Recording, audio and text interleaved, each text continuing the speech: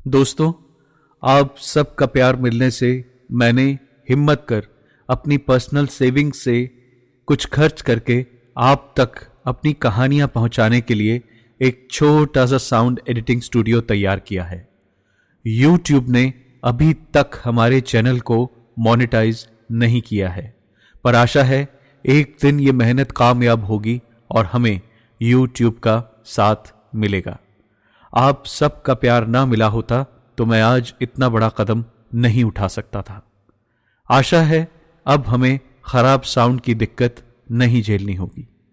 आप अपने likes, share और सब्सक्राइब से मेरा साथ देते रहिए। एक बार मेरे हर एक सब्सक्राइबर को मैं उनके प्यार और मेरा हौसला बढ़ाने के लिए हाथ जोड़कर तहे दिल से धन्यवाद देता हूं। दोस्तों, ये एक सच्ची घटना है जो कहां गुजरी, किस पर गुजरी, ये पात्रों की गोपनीयता बनाए रखने के लिए मैं आपको नहीं बता सकता, पर ये कहानी सुनकर आपको ये अंदाजा हो जाएगा कि ये लोग इस जिंदगी में कितनी मुसीबत से गुजरे हैं। बात एक शाम की है। सूरज अपने घर लौट रहा था। चिड़ियां चहचहाकर अपने साथियों को अपने घोंसलों में लौटने के लिए बुला रही थी। दरवाजे की घंटी बजी तो सामने मिसेस राधा अपने कंधे पर जारा का बस्ता टांग कर खड़ी थी। Oh thank you Mrs Radha, आज जारा को स्कूल से लाने के लिए। आज मुझे मार्केट में जरूरी काम ना होता तो मैं आपको तकलीफ ना देती, जीनत ने कहा। कोई बात नहीं जीनत बहन, अगली बार आप दोनों को ले आना। आखिर पड़ोसी एक दूसरे के काम नहीं आएंगे तो कौन आएगा, मिसेस राधा ने जवाब दिया। जारा आज स्कूल की ओर से पिकनिक पर गई थी, पर जब से वो पिकनिक से आई थी एकदम चुपचाप बैठी थी। जीनत आवाज लगा लगा कर उसे बार बार बुला रही थी, पर जारा थी कि एक बार आकर खिड़की पर जो बुत बनी बैठी वहां से हिली नहीं थी। आखिर तंग आकर जीनत ने उसे झकझोर के हिलाया तो सर्द सी आवाज में वो बोली, रात को अंधेरी आएगी, तुम सो जाना अम्मी, रात को वो आएगी। जीनत घबरा गई थी कि आखिर उसकी बेटी को हुआ क्या है। सुबह पिकनिक पर जाते हुए तो वो एकदम ठीक थी। बात चिंता की थी तो जीनत ने जारा के अब्बू को फोन कर जल्दी घर बुला लिया था। मंसूर काम छोड़कर फटाफट दफ्तर से निकल पड़ा। आखिर अपनी इकलौती औलाद की चिंता किसे नहीं होती। 1 घंटे से पहले ही मंसूर की गाड़ी घर के दरवाजे पर थी। एक बार फिर जीनत के गुजारिश करने पर मंसूर सीधा मिसेस राधा के यहां गया और उनकी बेटी सिया, जो जारा के साथ एक ही क्लास में पढ़ती थी, उससे पूछा कि आखिर जारा को हुआ क्या है। अंकल, जारा सुबह तो हमारे साथ ही गई थी, बिल्कुल ठीक थी। हमने खूब गेम्स खेले, काफी एंजॉय किया, पर दोपहर को अंकल पता है, जब हम चिल्ड्रन पार्क में घूम रहे थे तो वहां जारा को एक गुड़िया पड़ी मिली। वहीं हमने काफी दूर से देखा कि एक आंटी गुब्बारे और खिलौने बेच रही थी। अंकल, वो गुड़िया शायद उन्हीं के झोले से गिरी थी। हमने ठीक से उन आंटी का चेहरा तो नहीं देखा, पर एक बच्ची ने देखा कि कुछ देर बाद उन आंटी का हाथ पकड़ के जारा पार्क के बाहर कहीं जा रही थी। उसने भाग के मैडम को बताया, पर तब तक जारा उनके साथ कहीं चली गई थी। हम सब बच्चे और मैडम दोपहर से शाम तक उसे ढूंढते रहे और शाम को वो एक गुड़िया के साथ पार्क के पास की सड़क पार करके जो सुनसान इलाका है वहां एक पेड़ के नीचे बेहोश सी पड़ी थी। मैडम तो इतना परेशान हो गई थी कि पुलिस को रिपोर्ट लिखाने जा रही थी, पर तभी अंकल किसी को जारा दिख गई और उसके बाद हम सब घर आ गए। सिया ने मासूमियत से सारा किस्सा बयान कर दिया था, पर इधर मंसूर के माथे पर चिंता की लकीरें उभर आई।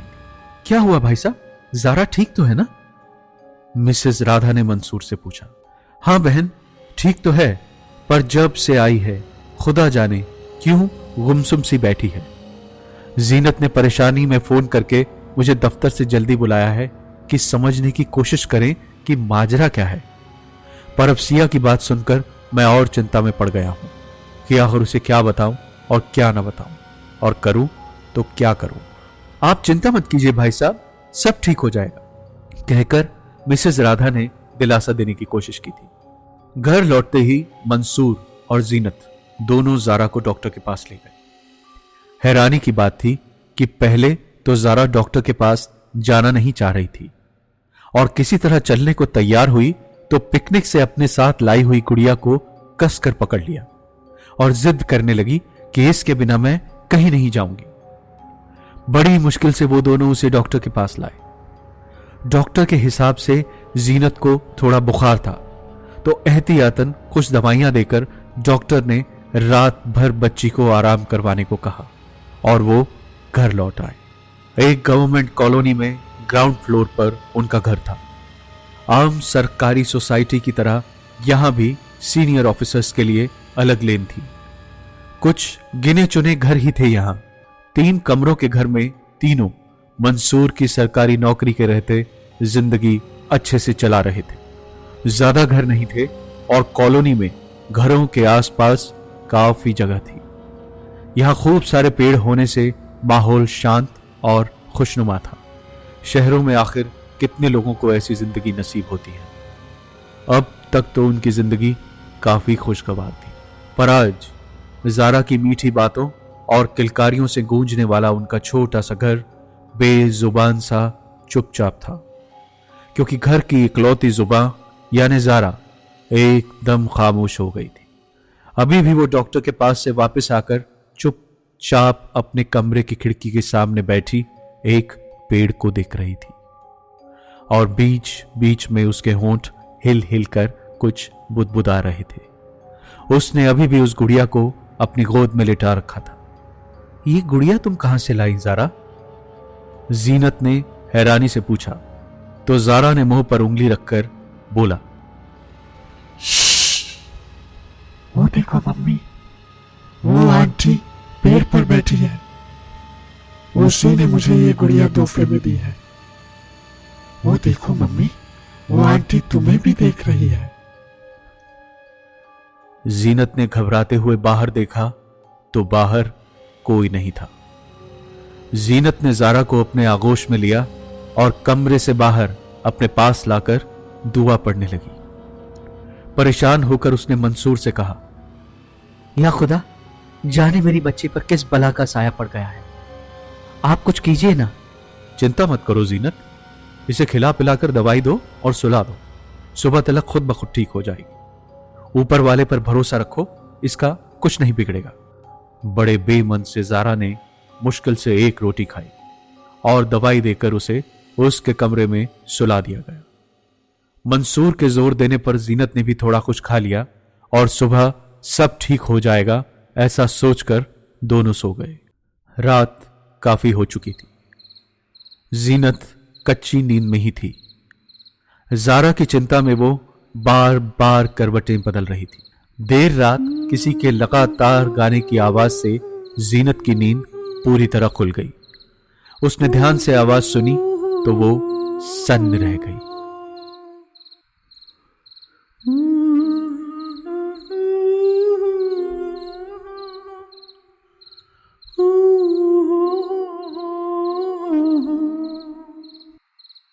उसे खुद की आवाज ही सुनाई दे रही थी, पर यह आवाज और कहीं से नहीं बल्कि जारा के कमरे से ही आ रही थी। कोई औरत उसी की आवाज में जारा को लोरी सुना रही थी। जीनत को काटो तो खून नहीं। अपनी सारी हिम्मत जमा कर उसने कांपते हुए पैरों से नीचे कदम रखा और जाकर जारा के कमरे का दरवाजा धीरे से खोला तो मून लाइट की हल्की लाल रोशनी में देखने पर मालूम हुआ कि जारा की चादर में उसके साथ कोई औरत लेटी हुई थी। वो बिल्कुल जीनत की आवाज में जारा को लोरी सुनाकर सुला रही थी। जीनत के रोंगटे खड़े हो गए थे। एक मां होते हुए जीनत को लगा कि उसकी बेटी किसी खतरे में है और कोई और उसकी जगह लेकर उसकी बेटी को सुलाने की कोशिश कर रही है।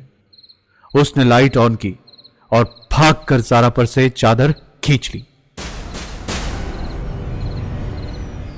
वहां ज़ारा और उस गुड़िया के सिवा कोई नहीं था। ज़ारा इस तरह से अचानक जीनत के आने से नाराज होते हुए जोर से बोली, वो अच्छी मम्मी थी, तुमने उसे भगा दिया। जाओ जाओ, मैं तुमसे बात नहीं करूंगी। तुम मेरी अम्मी नहीं हो, तुम मुझे कभी लोरी नहीं सुनाती। जाओ, तुम चली जाओ यहां से, तुम चली जाओ। ज़ारा के ये कहते ही जीनत के आंसू छलक पड़े और वो ज़ारा को बहलाने के लिए उसके बिस्तर पर उसके साथ ही लेट गई और उसे सुलाने के लिए लोरी सुनाने लगी। कुछ देर बाद आधी सोई आधी जागी जीनत ने ज़ारा का सर अपने हाथ से नीचे रखा और कमर सीधी की ही थी कि उसने देखा कि उसके दूसरी ओर एक और ज़ारा लेटी हुई उसे घूर रही थी। उसकी लाल आंखें जैसे जीनत के वजूद को चीरती हुई जीनत के आर पार हो रही थी। जीनत को लगा जैसे उसे स्लीप पैरालिसिस यानी निद्रा पक्षाघात हो गया है। उसके हाथ पैर काम करना बंद कर चुके थे। इसके साथ ही वो हल्की लाल रोशनी भी बंद हो गई। घर की लाइट चली गई थी। एकदम अंधेरा घुप। वो बर्फ की तरह वहीं जम चुकी थी। उसे लगा जैसे कोई कतरा कतरा उसकी जिंदगी चूस रहा है। उस बिस्तर से मांस जलाए जाने की गंदी बास आ रही थी। उसने चिल्लाना चाहा पर उसके गले से कोई आवाज नहीं निकली और वो ठंडे पसीने से तर वहीं बेहोश हो गई। अगली सुबह मंसूर उसके पास बैठा पागलों की तरह उसे जगाने की कोशिश कर रहा था। रात में जीनत ने उल्टी कर दी थी। उठते ही उसने मंसूर को कसकर गले लगा लिया और फूट फूट कर रो पड़ी। रात के वाकये ने उसके दिमाग पर जैसे जंजीरें डाल दी थी। मंसूर ने उल्टी साफ कर धुले कपड़े दे उसे आराम करने को कहा और ज़ारा का लंच और उसे तैयार कर किसी तरह स्कूल बस में चढ़ा दिया। वापस आकर मंसूर ने नाश्ता बनाया और देखा तो जीनत अभी सो रही थी। जीनत को जगाना उसने मुनासिब नहीं समझा और तैयार हो घर को इंटरलॉक कर ऑफिस चला गया। 10 बजे काम वाली के बेल बजने से जीनत की नींद खुली। किसी तरह उठकर उसने काम वाली से काम करवाया और उसके जाने के बाद अभी वो अपना कमरा ठीक कर ज़ारा के कमरे में दाखिल हुई ही थी कि उसने देखा ज़ारा अभी भी खिड़की के पास बैठी बाहर देखती हुई एक कैंची से काट काट कर अपने बाल खा रही थी।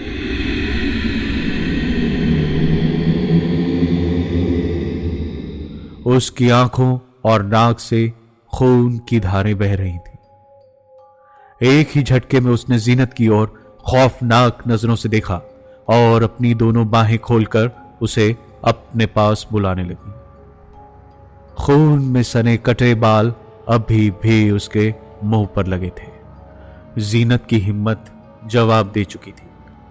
वो चीखती हुई बाहर सीधी मिसेस राधा के घर की ओर भागी और धम धम धम धम उनका दरवाजा पीटने लगी। घबराई हुई मिसेस राधा भागी भागी बाहर आई पर जीनत बिना कुछ बोले हांफते रोते हुए उनका हाथ खींचकर लगभग घसीटते हुए उन्हें अपने घर ले गई। मिसेस राधा बोलती रही कि अरे जीनत बहन कुछ बताओ तो क्या हुआ है। पर जीनत को होश कहां। बिजली की तरह दौड़ते हुए वो अपने घर में दाखिल हुई पर यहां जैसे ही वो ज़ारा के कमरे में पहुंची तो वहां कोई नहीं था। जिस ज़ारा को जीनत ने अपने बाल खाते देखा था वो गायब हो चुकी थी पर उसके बिस्तर पर खून के छींटे पड़े हुए थे, ऐसे जैसे किसी को जलाने के बाद गर्म गर्म खून रिस रहा हो। मेरे बच्चे के स्कूल फोन कीजिए प्लीज।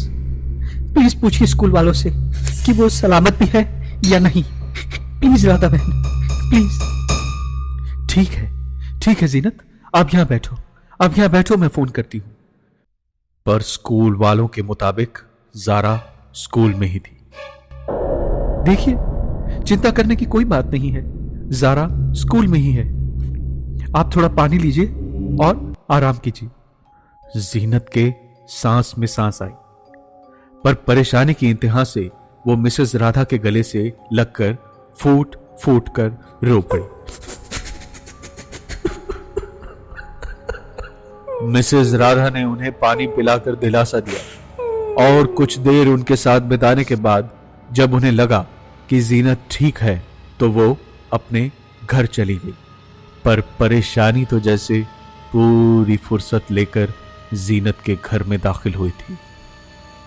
दोपहर हुई और बड़ी बेसब्री से जीनत जारा के बस स्टॉप पर उसे लेने पहुंच गई।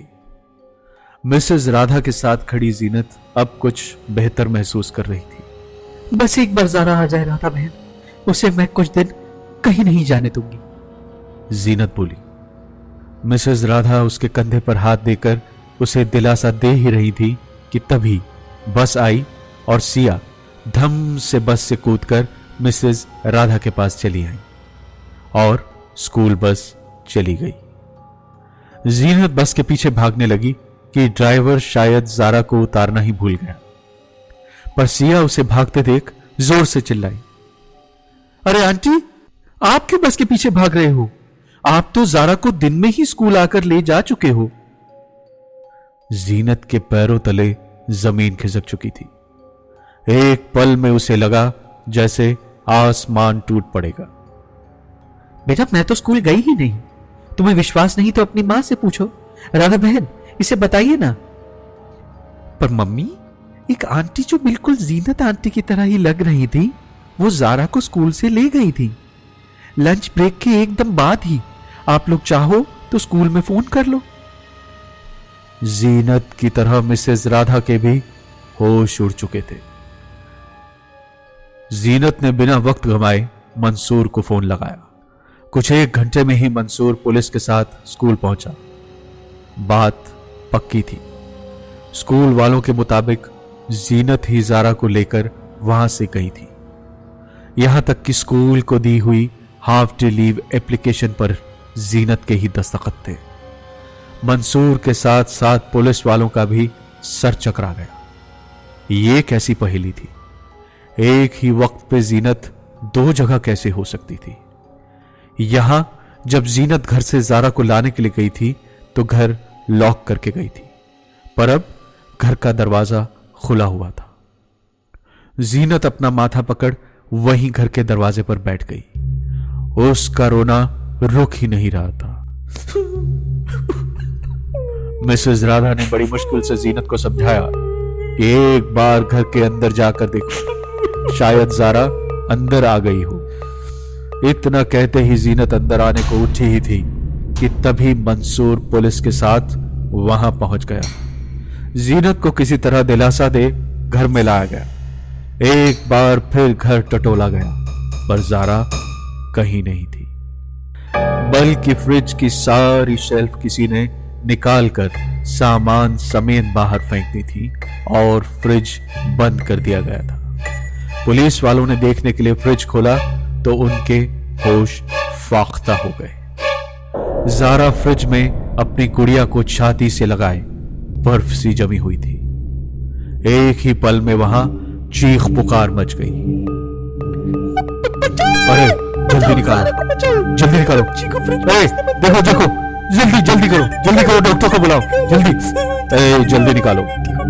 जारा को हड़बड़ी में फ्रिज से निकाल बाहर धूप में ले जाया गया और डॉक्टर को इमरजेंसी में घर पहुंचने के लिए फोन कर दिया गया। सांस लेने के लिए छटपटाते हुए जारा किसी तरह होश में आई तो जीनत फफक फफक कर रो पड़ी।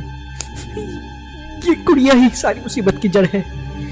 ये बोलते हुए जीनत ने जारा की खून जमी लाल उंगलियों से छीन कर गुड़िया चूल्हे पर रख दी और बोली, आज तो मैं तुझे जलाकर खत्म कर दूंगी। जब से ज़ारा ने तुझे हाथ में लिया है तभी से हमारी जिंदगी दोज़ख में बदल चुकी है। वो रबर की गुड़िया बुरी तरह जलना शुरू हो चुकी थी, पर जलते रबर की जगह उससे इंसानी मांस के जलने की बास आ रही थी और उससे खून रिस रहा था। गर्म गर्म लाल इंसानी खून। इसके साथ साथ वो हुआ जो कभी किसी बुरे से बुरे सपने में भी नहीं हो सकता। वो गुड़िया जलते हुए चीख रही थी, मुझे फिर से जला दिया। मैंने किसी का कुछ नहीं बिगाड़ा। जल्दी से मुझे आग से बाहर निकालो।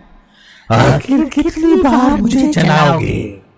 और इसी तरह चीखते चीखते वो गुड़िया राख में बदल गई, पर अपने पीछे छोड़ गई एक इंसानी हड्डी, एक इंसानी उंगली की। जीनत उल्टी करते हुए सर पकड़कर वहीं रसोई में बैठ गई। उसे लगातार चक्कर आ रहे थे। मांस जलने की बास और चीखों की आवाज सुनकर मंसूर भागा हुआ किचन में आया तो जीनत जमीन पर लेटी हुई थी। मंसूर का हाथ पकड़ वो धीरे से बोली, मंसूर, मेरी बच्ची को बचा लो, मेरी बच्ची को बचा लो मंसूर। उस पर किसी मनहूस बला का साया है। वो देखो, गैस पर हड्डी, किसी इंसान की उंगली है शायद। ये कोई काला जादू है शायद। मुझे चक्कर आ रहे हैं, मुझे बचा लो, मेरी बच्ची को बचा लो। और इसके साथ ही वो फिर बेहोश हो गए। ज़ारा को देखने के लिए जिस डॉक्टर को बुलाया गया था, उसी ने जीनत का चेकअप करने के बाद बताया कि ब्लड प्रेशर लो होने की वजह से जीनत को चक्कर आ रहे हैं और जीनत को बीपी की दवाई देकर उन्होंने ज़ारा के लिए कुछ जरूरी हिदायतें दी और चले गए। ज़ारा भी अब कंबल में लेटी आराम कर रही थी। शायद पहले से कुछ बेहतर महसूस कर रही थी। कुछ देर बाद सब चले गए। जीनत और ज़ारा को आराम करता देख मंसूर ने चैन की सांस ली और वो भी उनके पास सोफे पर लेट आराम करने बैठ गया। उफ, क्या दिन था। पर एक सवाल अभी भी उसके दिमाग में कौंध रहा था कि आखिर ज़ारा को उसके स्कूल से लाने वाली औरत थी कौन। सोचते सोचते वहीं मंसूर भी उनीदा सा हो गया। औरत खुली सी आंखों से सोफे पर उसकी गर्दन ढुलक गई। शाम निकल चुकी थी। अंधेरा सा था। किसी के तेज तेज सांस लेने की आवाज से मंसूर की आंख खुली तो उसे दिखा कि सोफे पर उसके साथ एक औरत बैठी उसे लगातार घूर रही थी और अपने बाल मुंह में लेकर चबा रही थी। मंसूर की घिकी बन चुकी थी। इसके साथ ही एक ही पल में वो औरत गायब हो गई। पर ज़ारा के कमरे से कुछ सामान गिराए जाने की आवाजें आ रही थी। वो भागा भागा वहां पहुंचा और कमरे की बत्ती जलाई तो उसने देखा ज़ारा की अलमारी से सारा सामान निकला बाहर फैला पड़ा था। उसके कपड़े, किताबें, खिलौने, कलर पेंसिल्स, ज्योमेट्री बॉक्स सब बेतरतीब फैला था और वही औरत अलमारी में बैठी मंसूर को घूर रही थी। मंसूर को लगा कि अपनी तीखी लाल नजरों से जैसे वो उसे चीर डालेगी। मुझे अंधेरा पसंद है। तभी कमरे में फिर से अंधेरा हो गया। घर की लाइट जा चुकी थी। मंसूर घबराते हुए किचन की ओर भागा और कांपते हुए हाथों से माचिस लेकर अभी उसने किसी तरह मोमबत्ती जलाई ही और मुड़ा ही था कि सामने वही औरत फिर किचन में खड़ी अपने बाल खा रही थी। अंधेरी हूं मैं, उजाला पसंद नहीं है मुझे। तुझे समझ नहीं आता?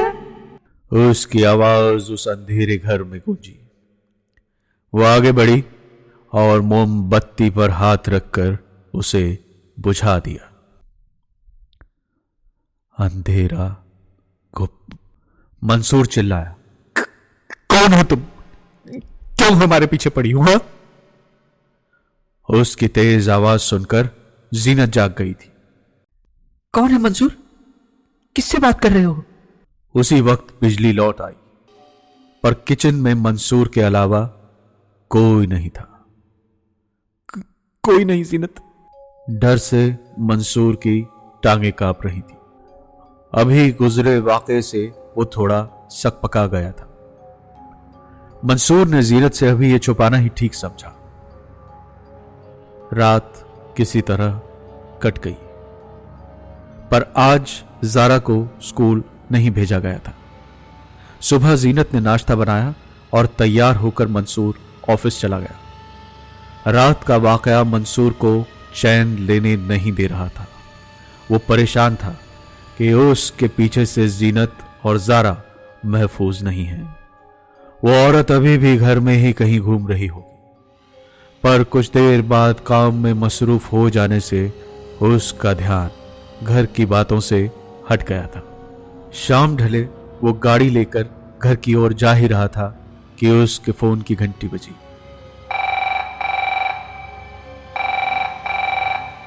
फोन पर जीनत पागलों की तरह चिल्ला रही थी, मंसूर, मंसूर किसी ने जारा के कपड़े जला दिए हैं और मेरी कपड़ों की अलमारी में भी आग लगा दी है।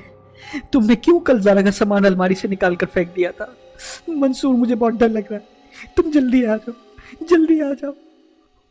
और बात करते करते मंसूर की नजर बैक व्यू मिरर पर गई तो उसने पूरी जोर से ब्रेक लगा दी।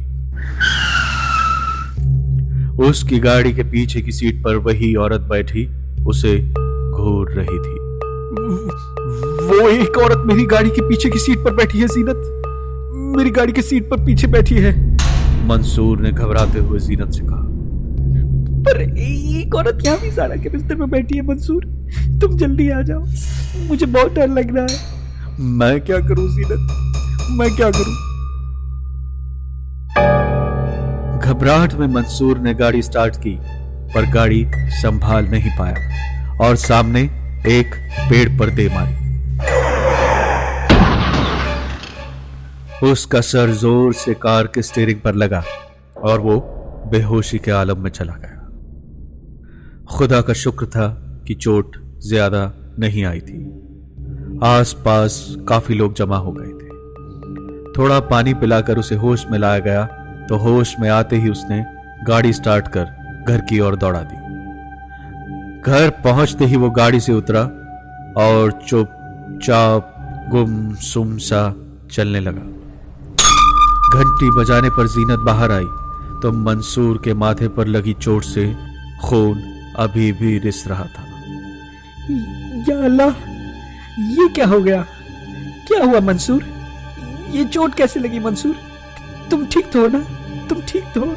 एक साथ ही जीनत ने कई सवाल पूछ लिए थे, पर मंसूर बिना कोई जवाब दिए गुमसुम सा घर के अंदर अपने कमरे में बत्ती बुझाकर बैठ गया। जीनत ने देखा कि उसके हाथ में वही गुड़िया थी। उसकी जुबान जैसे पत्थर की हो चुकी थी, साथ ही उसकी आंखें एकदम सफेद थी, एकदम फक सफेद। उनमें जिंदगी की कोई झलक नहीं थी। जीनत ने घबराते हुए उस पर पानी की बूंदें छिड़की और भागकर कमरे की बत्ती जला दी। तभी जैसे मंसूर के गले से आवाज नहीं, लावा फूटा। तू वाली नहीं सब्जी कमीनी, मुझे अंधेरा पसंद है। मंसूर के गले से जनाना आवाज सुन जीनत बर्फ सी जम गई। पर डर जब हद से गुजर जाए तो डर नहीं रहता। कभी नहीं, मैं नहीं, तू है चुड़ैल, जिसने हमारा जीना हराम कर रखा है। छोड़ दे मेरे शोहर और मेरी बच्ची को, वरना मैं तुझे नहीं छोड़ूंगी। आखिर क्या मिलेगा तुझे मेरा घर तबाह करके? बता बता, तुझे क्या चाहिए? मार भी दूंगी, अगर मेरी बात ना मानी तो मार दूंगी। तेरी बच्ची और तुझे मैंने कोई नुकसान नहीं पहुंचाया है और तेरा पति बस मेरी एक झलक देखकर ही घबरा गया और गाड़ी दे मारी। मैं एक भटकती रूह जो अपनी बच्ची को लेकर काफी परेशान है। मेरे 4 साल के निकाह के बाद मुझे लड़की पैदा हुई। ये देख मेरा क्या हाल हो गया। मेरे ससुराल वालों ने मुझे मेरी बच्ची अमीना के साथ एक कमरे में बंद कर दिया, एक अंधेरे कमरे में।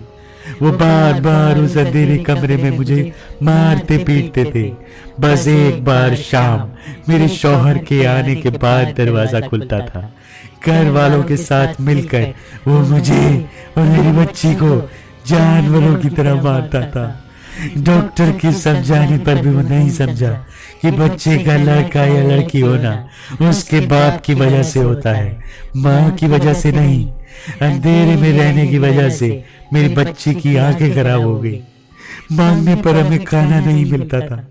भूख इतनी बढ़ गई थी कि मैंने अपने बाल खाने शुरू कर दिए थे। एक दिन मुझ पर और बच्ची पर तेल डालकर आग लगा दी गई। मेरी मासूम बच्ची को तो मैंने किसी तरह जलने से बचा लिया, मगर मैं खुद को नहीं बचा सकी। आखिरी बार मेरे जलते हुए बदन से उठती हुई लपटों से मैंने उजाला निकलता देखा था। तब से मुझे उजाले से सख्त नफरत हो गई। पड़ोसियों के पुलिस को खबर कर देने से मेरी बच्ची बच गई और उसे अनाथालय में डाल दिया। इस हादसे के बाद मेरे जालिम ससुराल वालों को उम्र कैद दे दी गई। मैंने भटकते हुए उस पार्क में तेरी बेटी को देखा जो मुझे बिल्कुल अपनी बेटी की तरह लगी। जब तुम मेरी बच्ची को देखोगी तो समझोगी कि ये दोनों बिल्कुल एक जैसी लगती हैं। मैं हमेशा से एक बेटी चाहती थी और ये गुड़िया मैंने उसके पैदा होने से पहले उसके लिए ली थी। बस अपने आखिरी पल तक मैं उसे इसी गुड़िया से खिलाती रही। इसकी याद में बस मैं ये गुड़िया लिए घूमती हूँ। जीनत का खून जम चुका था। डर, परेशानी और अंधेरी के साथ गुजरे हादसे के दर्द से उसके आंसुओं का बांध एक बार फिर टूट पड़ा। इसी तरह खुद को संभालते हुए वो बोली, तो तुम हमें बिना परेशान किए अपनी कहानी बता देती, हम जरूर कोई रास्ता निकालते। ये दुनिया अगर इतनी आसानी से किसी का दर्द समझती तो क्या मैं आज इस हाल में होती? क्या लोग सड़क पे मरते हुए लोगों की मोबाइल से वीडियो बना रहे होते? क्या कोई किसी को अस्पताल ले जाने में इतना झिझकता कि उसे मरता छोड़ अपने घर चला जाता? मैं फिर कहती हूँ, मेरी बच्ची को अनाथालय से निकालकर बेहतर जिंदगी दो। मैं तुम्हारी बड़ी एहसानमंद रहूंगी। इसके साथ ही मंसूर के दोनों हाथ जुड़ गए। जो उसमें घुसी अंधेरी रूह ने अपनी बच्ची के लिए अच्छी जिंदगी की भीख मांगते हुए जोड़े होंगे। कोई जवाब देने के बजाय जीनत ने मंसूर के जुड़े हाथों पर अपने दोनों हाथ रख दिए। जीनत ने अपनी दर्द से गीली आंखों को झपकाते हुए गर्दन हिलाकर अंधेरी को दिलासा दिया और अगले ही पल मंसूर धम सा बिस्तर पर गिर पड़ा। अंधेरी की रूह ने मंसूर को आजाद कर दिया था, पर वो गुड़िया अभी भी मंसूर के साथ ही पड़ी जीनत को घूर रही थी। पर अब जीनत में उसे हटाने की हिम्मत नहीं थी।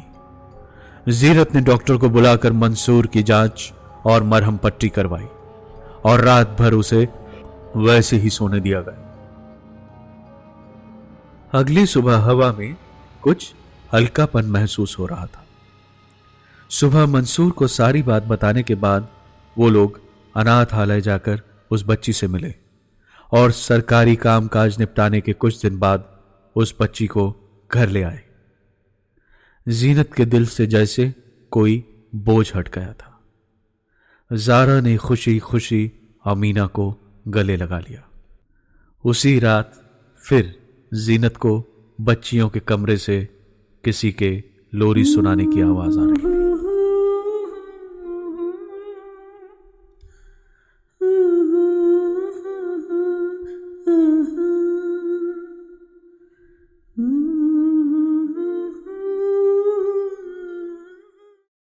पर अब बजाय घबराने के उसने चैन से आंखें मूंद ली।